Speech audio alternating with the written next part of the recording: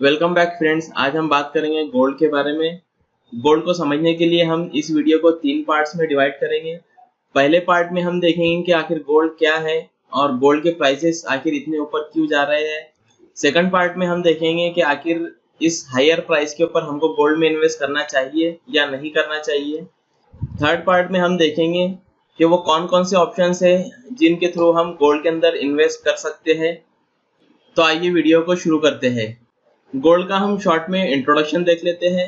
Gold को universal currency कहा जाता है क्योंकि ये दुनिया की हर कंट्री में एक्सेप्ट की जाती है। जैसा कि आप सभी जानते हैं कि नोट को जब भी आप किसी दूसरे देश में जाते हैं तो यहाँ से कन्वर्ट करके लेके जाना होता है या फिर वहां पर जाकर उसको कन्वर्ट करना होता है। जब भी आप इंडिया से अगर बाहर जाते हैं, सऊदी या फिर अमेरिका वगैरह, तो वहाँ की जो करेंसी है, डॉलर बोलो या फिर सऊदी रियाल, तो वहां पर आपको उसको कन्वर्ट करना होता है। इस तरीके की कोई भी दिक्कत जो है गोल्ड के साथ में नहीं है। आप गोल्ड को किसी भी कंट्री में ले जाकर वहां पर उसको बेच सकते हो, वहां की करेंसी को ले सकते हो। इसलिए गोल्ड को जो है यूनिवर्सल करेंसी कहा जाता है। और काफी पहले जब कंट्रीज फॉर्म हुए थे और करेंसी को जब प्रिंट करना था तो उस वक्त ये रूल बनाया गया था कि जो भी कंट्री है उसकी रिजर्व बैंक के पास में जितना गोल्ड है वो उतनी अमाउंट का जो है करेंसी को प्रिंट कर सकता है। इसलिए भी इसको यूनिवर्सल करेंसी कहा जाता है।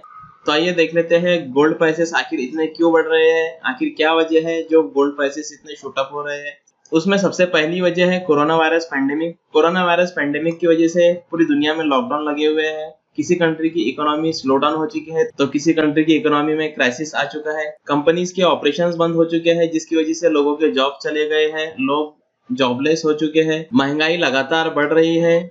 अब देखना ये है कि ये कोविड-19 का पैंडेमिक आखिर कितने महीनों तक चलता है। इसी सिचुएशन को ओवरकम करने के लिए लोगों में एक बेचैनी पैदा हो चुकी है कि आखिर इकोनॉमिक कंडीशंस को किस तरीके से हैंडल किया जाए। तो अक्सर ये बात देखी गई है कि जब भी इस तरीके की सिचुएशंस आती है तो लोग जो है गोल्ड में इन्वेस्ट करना शुरू कर देते हैं, क्योंकि गोल्ड को जो है वो एक स्ट्रॉन्ग करेंसी और एक सिक्योर इन्वेस्टमेंट माना जाता है। और ये वजह से लोग जो है गोल्ड को ज्यादा से ज्यादा खरीदते हैं, जिसकी वजह से गोल्ड के प्राइसेस बढ़ रहे हैं। और हमारे भारत में गोल्ड की सबसे ज्यादा डिमांड है। सेकंड रीजन ये है कि वॉर लाइक सिचुएशंस, जब भी वर्ल्ड के अंदर वॉर लाइक सिचुएशंस होती है तो गोल्ड के प्राइसेस ऊपर की तरफ जाते हैं, क्योंकि इसको एक सिक्योर करेंसी या सिक्योर इन्वेस्टमेंट माना जाता है। अभी हाल ही में इंडिया और चाइना के बीच में टेंशन शुरू है, जिसकी वजह से भी हो सकता है गोल्ड के प्राइसेस ऊपर की तरफ जा रहे होंगे।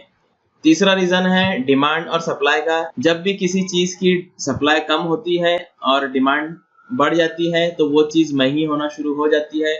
ये भी एक वजह हो सकती है कि गोल्ड प्राइसेस जो है वो हायर लेवल के ऊपर जा रहे हैं। ये कुछ रीजंस है जिसकी वजह से गोल्ड के प्राइसेस जो है वो ऊपर की तरफ जा रहे हैं। और अगर आप यूएस गोल्ड के चार्ट को करीब से देखोगे तो आपको समझ में आएगा कि ये जो 2012 का जो सप्लाई था यहाँ पर, वो अब इस वक्त एब्जॉर्ब हो चुका है। मतलब कि जो भी सप्लाई था गोल्ड का वो यहाँ पर जो है एब्जॉर्ब हो चुका है और गोल्ड का जो प्राइसेस है वो $1800 के ऊपर जो है निकल चुका है। इसलिए अब हम ये कह सकते हैं कि गोल्ड के प्राइसेस यहाँ से ऊपर की तरफ ही मूव करेंगे, क्योंकि जब भी किसी चार्ट के ऊपर इस तरीके का सिनेरियो देखने को मिलता है कि कोई स्टॉक या फिर कोई कमोडिटी नया है बनाता है तो वो आने वाले कई महीनों तक नए नए हाइज बनाते रहता है। इस वजह से हम ये एक्सपेक्ट कर रहे हैं कि गोल्ड के प्राइसेस यहाँ से और ऊपर जा सकते हैं। उसके बाद चलते हैं वीडियो के अगले पार्ट की तरफ, जहाँ पर हम देखेंगे कि इस प्राइस के ऊपर हमको गोल्ड के अंदर इन्वेस्ट करना चाहिए या नहीं करना चाहिए। यस, गोल्ड के अंदर इन्वेस्ट करना चाहिए और करते रहना चाहिए, क्योंकि गोल्ड का फ्यूचर जो है वो ब्राइट है।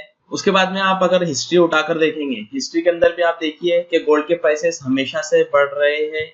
आप किसी भी साल का डाटा ले लीजिए कि गोल्ड के प्राइसेस कैसे थे, तो वो हर वक्त जो है बढ़ते ही रहते हैं, क्योंकि गोल्ड का फ्यूचर जो है वो ब्राइट है और उसमें इन्वेस्टमेंट जो है वो सिक्योर और सेफ है। उसी के साथ साथ मैं एक सलाह और दूंगा कि आप आपका जो भी इन्वेस्टमेंट है उसको डाइवर्सिफाई कीजिए। डाइवर्सिफिकेशन का मतलब ये है कि अगर आपके पास में 1 लाख रुपये है इन्वेस्टमेंट के लिए तो आप उसको डाइवर्सिफाई कीजिए। पूरा का पूरा कैपिटल जो है वो आप इक्विटी के अंदर ना लगाइए या फिर किसी और इंस्ट्रूमेंट में ना लगाइए।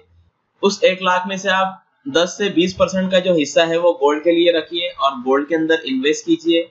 गोल्ड हमेशा आपके पोर्टफोलियो में होना चाहिए, क्योंकि एक ये सिक्योर्ड इन्वेस्टमेंट माना जाता है। इसलिए मैं यही सलाह दूंगा कि आप गोल्ड के अंदर इन्वेस्ट करते रहिए। पार्ट 3 में हम देख लेते हैं कि गोल्ड के अंदर इन्वेस्टमेंट करने के ऑप्शंस कौन कौन से हैं। वो कौन कौन से ऑप्शंस है जिसके थ्रू हम गोल्ड के अंदर इन्वेस्ट कर सकते हैं। गोल्ड में इन्वेस्ट करने के 5 से 6 मेथड्स हैं। उनमें पहला है ज्वेलरी जो कि जनरली इन्वेस्टमेंट ऑप्शन नहीं है। सेकंड नंबर पर है गोल्ड कॉइन्स और बार्स। थर्ड पर है गोल्ड ETF। फोर्थ पर है गोल्ड म्यूचुअल फंड और गिल्ड फंड। फिफ्थ पर है सोवेरियन गोल्ड बॉन्ड और सिक्स पर है डिजिटल गोल्ड। तो आइए हम एक एक मेथड को स्टेप बाय स्टेप देख लेते हैं, उनके प्रोज और कॉन्स कौन कौन से हैं। सबसे पहले देख लेते हैं ज्वेलरी को। ज्वेलरी वैसे तो इन्वेस्टमेंट ऑप्शन नहीं है, क्योंकि इसमें मेकिंग चार्जेस 13 से 14% तक लग जाते हैं। उसके बाद क्वालिटी का इशू भी आ सकता है, जैसे कि 18 कैरेट का गोल्ड, 22 कैरेट का गोल्ड, कौन सा गोल्ड है ये तो डिपेंड करता है कि आप कहाँ से ले रहे हैं, वो ट्रस्टेड शॉप है या नहीं। उसके बाद में उसको हैंडलिंग प्रॉब्लम होता है, उसको संभाल कर रखना होता है घर में, या फिर आप जब भी बाहर पहन कर जाते हैं वहां पर भी आपको संभालना होता है। उसके साथ में एक और इशू है कि इसमें आपको 3% का GST भी पे करना होता है। उसके बाद में एक और इशू होता है कि आप जब भी वो गोल्ड ज्वेलरी को ज्वेलरी शॉप के ऊपर जाकर तोड़ते हो या उसको कैश करना चाहते हो, तो उसके अंदर वहां पर भी आपको 3 से 4% का नुकसान उठाना पड़ सकता है। इस तरह से ज्वेलरी में आपको लगभग 18 से 20% का लॉस होने के चांसेस होते हैं। लेकिन अगर आप ये घर की लेडीज के लिए बनाना चाहते हैं तो बना सकते हैं, ये भी एक अच्छा ऑप्शन हो सकता है, जिससे आपके घर के लेडीज के जो ख्वाहिश है वो भी पूरी हो जाती है और आपका इन्वेस्टमेंट भी हो जाता है। उसके बाद में सेकंड ऑप्शन होता है गोल्ड कॉइन्स और बार्स। गोल्ड कॉइन और बार में भी आपको मेकिंग चार्जेस लगते हैं इसमें, लेकिन मेकिंग चार्जेस जो होते हैं वो 3 से 4% तक होते हैं। सेकंड, इसमें भी आपको हैंडलिंग प्रॉब्लम है कि आपको उसको संभाल कर रखना है। इसके अलावा इस पर भी 3% का GST लगता है। उसके बाद में जब भी आप इसको कैश करने जाते हैं वहां पर भी आपको 3 से 4% का नुकसान होता है।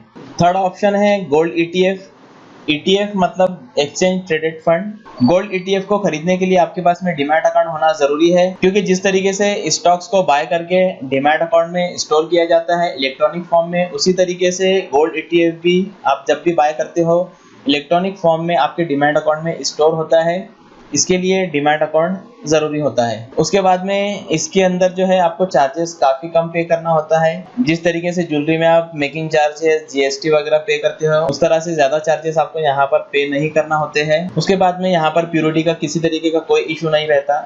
इसलिए अगर आप गोल्ड में इन्वेस्ट करना चाहते हो तो गोल्ड ETF आपके लिए एक अच्छा ऑप्शन साबित हो सकता है। चौथा ऑप्शन है गोल्ड म्यूचुअल फंड। जिस तरीके से स्टॉक्स के म्यूचुअल फंड होते हैं उसी तरीके से गोल्ड के म्यूचुअल फंड भी होते हैं, जिसको गिल्ड फंड कहा जाता है। उसी तरह से इसके अंदर भी चार्जेस जो है वो काफी कम होते हैं, 1 से 2% का यहाँ पर भी चार्ज लगता है, जो कि आपको म्यूचुअल फंड कंपनी को पे करना होते हैं। उसी के साथ साथ जिस तरीके से गोल्ड ETF के अंदर प्योरिटी का कोई इशू नहीं होता है, उसी तरीके से यहाँ पर भी प्योरिटी का कोई इशू नहीं होता है। फिफ्थ ऑप्शन होता है sovereign gold bond. Sovereign gold bond government की तरफ से इशू किया जाता है, जो कि गवर्नमेंट साल में 2 से 4 मरतबा निकालती है। इसमें आप मिनिमम 1 ग्राम से लेकर 4 kg तक का गोल्ड में इन्वेस्टमेंट कर सकते हो। इसमें आपको एक सर्टिफिकेट दिया जाता है जिसको आपके पास में रखना होता है।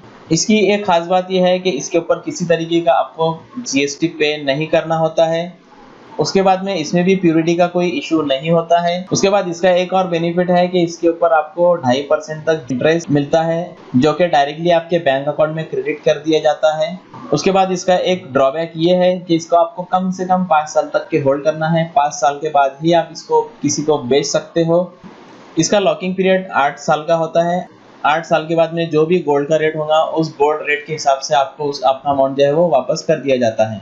इस तरह से ये गोल्ड में इन्वेस्टमेंट करने के ऑप्शंस थे। अगर आपको गोल्ड से रिलेटेड कोई भी क्वेरी हो तो आप कमेंट बॉक्स में लिख दीजिए। अगर अभी तक आपने हमारे चैनल को सब्सक्राइब नहीं किया है तो चैनल को सब्सक्राइब कर दीजिए और बेल आइकन को भी प्रेस कर दीजिए। अगर ये वीडियो आपको पसंद आया हो तो लाइक बटन को हिट कीजिए और अपने दोस्तों के साथ भी शेयर कीजिए। Thank you, thanks for watching my video.